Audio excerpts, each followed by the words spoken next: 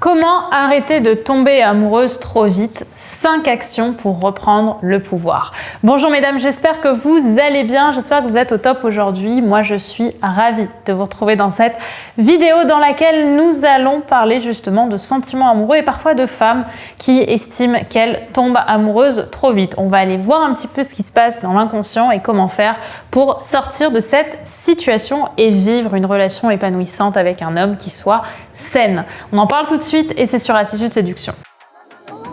Faut bien que tu comprennes quelque chose. La seule chose aujourd'hui qui te sépare de tes rêves, c'est tes peurs. Le travail paie toujours. Ton ambition sera toujours plus forte que tes peurs. La séduction, c'est pas un physique. La séduction, c'est un mindset. Je m'appelle Brenda Boukris et tout ça, je vais faire en sorte de te l'apprendre.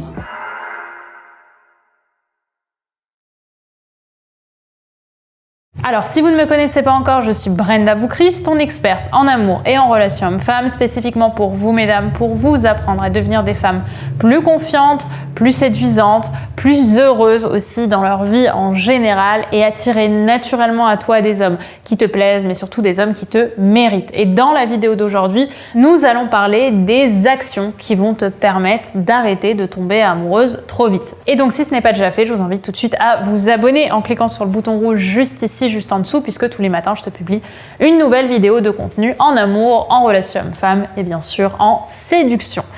Alors, allons-y, rentrons un petit peu dans le sujet. Pour moi, tomber amoureuse, c'est une bonne chose. Attention, c'est épanouissant. Le problème, c'est que quand on tombe amoureuse trop vite, en réalité, on n'est pas réellement amoureuse. On pense qu'on est amoureuse, c'est-à-dire qu'on croit à l'histoire qu'on se raconte.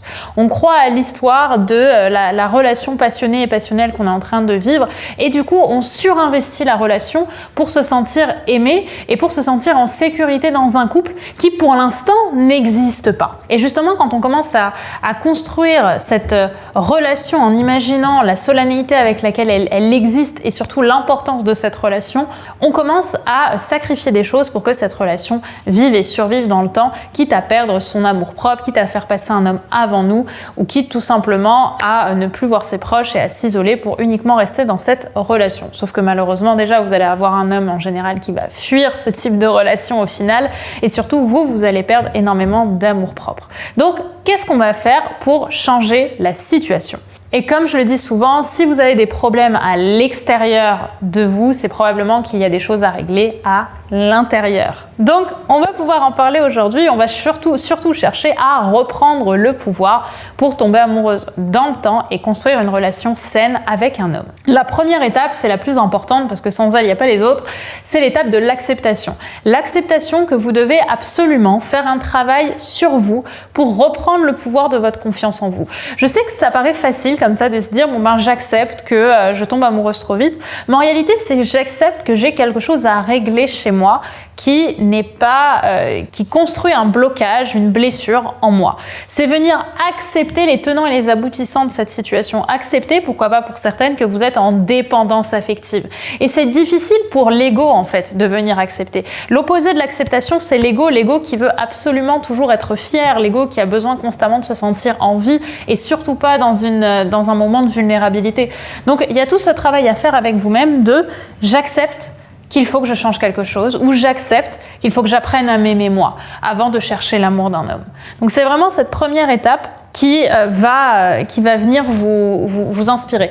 Accepter la situation, c'est venir observer sans chercher à savoir si c'est bien ou mal ce que vous êtes en train de faire et de comprendre réellement l'action et les enjeux qu'il y a autour de ce que vous mettez en place. Donc pour moi, c'est important d'être dans cette volonté d'acceptation pour pouvoir derrière faire le chemin nécessaire qui vous aidera à vous libérer de ces blessures, de ces angoisses pour faire un travail sur vous et tomber amoureuse de façon plus saine. La deuxième étape, ça va être que si justement on a ce vide en nous, si justement on est dans ce besoin de surinvestir une relation, et c'est ça surtout qu'il va falloir venir accepter chez vous, c'est qu'on s'aime pas. C'est qu'on s'aime pas, mesdames. Je sais que c'est quelque chose que l'inconscient rejette beaucoup, que l'ego rejette beaucoup et que vous vous dites sûrement « Non mais moi je m'aime bien, tout va bien dans ma vie, je veux dire j'ai des clientes qui sont mères de famille, ça se passe très bien avec leurs enfants, elles ont confiance, tu les vois comme ça, elles ont confiance. » Mais dès que tu commences à surinvestir, les actes parlent pour toi, c'est qu'il y a une partie de toi que tu n'aimes pas. Il y a une partie de toi qui ne t'aime pas, enfin en tout cas que tu que tu n'aimes pas. Et l'idée, c'est vraiment de venir en introspection et de venir vous demander quelle partie de moi se sent en danger. Quelle partie de moi a peur que je meure, littéralement. Quelle partie de moi a constamment besoin d'être reconnue. Pourquoi est-ce que vous avez constamment besoin de vous sentir aimé? Quelle partie de vous n'aimez pas et vous voulez que les autres l'aiment, justement? Pourquoi est-ce que vous venez chercher cet amour à l'extérieur et vous n'arrivez pas à le combler à l'intérieur? Ça, c'est la deuxième étape. Donc, il y a peut-être un souvenir précis que vous avez en tête ou peut-être que c'est une continuité de souvenirs qui font qu'il y a une partie de vous qui se cache derrière le rejet, l'humiliation, la honte, etc. La troisième étape, c'est justement de venir redonner sa place de choix à cette partie de vous. La partie de vous que vous n'aimez pas, une fois que vous l'avez identifiée, une fois que vous l'avez écrite, n'hésitez pas à l'écrire concrètement sur un papier. Vous allez être dans cette réflexion personnelle de comment est-ce que je peux lui donner de l'amour. Comment je peux donner de l'amour à cette partie de moi et comment est-ce que je peux surtout venir rassurer cette partie de moi. Parce que probablement que cette partie de vous, vous n'avez pas envie de la voir justement parce que vous ne l'aimez pas. Mais une fois que vous l'avez identifiée, vous allez devoir lui parler. Lui parler de personne à personne, de femme à femme, ok ? Je sais que tu penses ça, je sais qu'il s'est passé ça, mais aujourd'hui j'ai besoin qu'on s'aime. J'ai besoin qu'on fasse équipe. J'ai besoin qu'on fasse équipe parce que je sais que tu es une partie de moi qui mérite d'exister et qui mérite que je te reconnaisse. Parce que tout l'amour que vous allez chercher à l'extérieur, vous allez le chercher à l'extérieur parce que vous n'êtes pas capable d'aimer cette partie de vous. Donc si vous voulez aimer cette partie de vous, mesdames, vous avez besoin de venir la reconnaître parce qu'elle attend que ça, cette partie. Pourquoi est-ce qu'elle montre autant? Pourquoi est-ce qu'elle a autant besoin de se sentir reconnue? Elle a autant besoin de se sentir reconnue parce qu'elle ne se sent pas aimée. Plus vous allez lui donner de l'amour, moins elle aura besoin justement de vous montrer qu'elle existe à travers toutes les actions, comme notamment le fait de tomber amoureuse trop vite. Donc quand on tombe amoureuse trop vite, on croit tout simplement à l'histoire qu'on se raconte, c'est-à-dire qu'on tombe pas réellement amoureuse, c'est ce que je vous expliquais tout à l'heure. On va juste tomber amoureuse de l'histoire qu'on est en train de se raconter dans sa tête qui vient combler cette partie de nous qui se sent pas en sécurité. Et l'idée, c'est justement de changer l'histoire qu'on est en train de se raconter pour prendre le temps d'apprendre à aimer et à être aimé. Donc les deux grandes façons pour ça, la grande façon pour réussir à aller dans ce chemin, c'est la confiance en soi, vous le savez, c'est apprendre à s'aimer inconditionnellement. Et pour ça, l'estime de soi, vous avez deux grands moyens de l'atteindre par la confiance en soi intérieure et la confiance en soi extérieure. Et donc on en arrive à la quatrième étape qui est de décider de vous offrir cette année pour apprendre à vous aimer.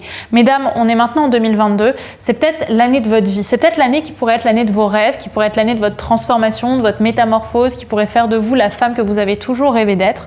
Mais pour ça, il faut accepter que ça va être une année de changement. Ça va être une année dans laquelle vous allez prendre des décisions, dans laquelle vous allez vous concentrer sur votre amour de vous-même et dans laquelle vous n'allez pas forcer les rencontres. Ça ne veut pas dire que vous n'allez pas en faire, ça ne veut pas dire que vous n'allez pas trouver l'amour, mais en tout cas, vous devez accepter que pendant cette période, vous allez ne pas chercher à pousser la relation. Donc, vous allez arrêter les sites de rencontres, vous allez arrêter d'être constamment dans la séduction dès que vous allez rencontrer quelqu'un, mais vraiment vous concentrer sur « je veux passer la meilleure année de ma vie avec la meilleure partenaire de ma vie, c'est-à-dire moi-même ». Et à ce moment-là, en effet, vous allez muer et vous allez faire en sorte de construire tout un tas d'actions qui vont vous permettre d'atteindre la vie de vos rêves. Ce qui nous amène à la cinquième étape, qui est à mes yeux une étape qui me tient particulièrement à cœur parce que c'est le tout premier acte de développement personnel que j'ai fait dans ma vie, c'est le fait de créer votre liste du bonheur. Quand on était en 2015, j'ai fait pour la première fois de ma vie, après avoir vécu énormément d'échecs amoureux, j'étais en dépendance affective, j'étais malheureuse en amour, je venais de me faire quitter, j'ai construit cette liste du bonheur qui regroupait en fait une dizaine d'actions que j'avais envie de faire cette année. Et cette liste du bonheur, je l'ai écrite, je l'ai imprimée et je l'ai collée sur mon armoire. Et je savais que j'avais 10 actions à faire cette année pour me sentir vraiment heureuse et faire des choses qui allaient me permettre de me dépasser et surtout d'apporter de la conscience à ce que j'avais envie de faire pour devenir la meilleure version de moi-même.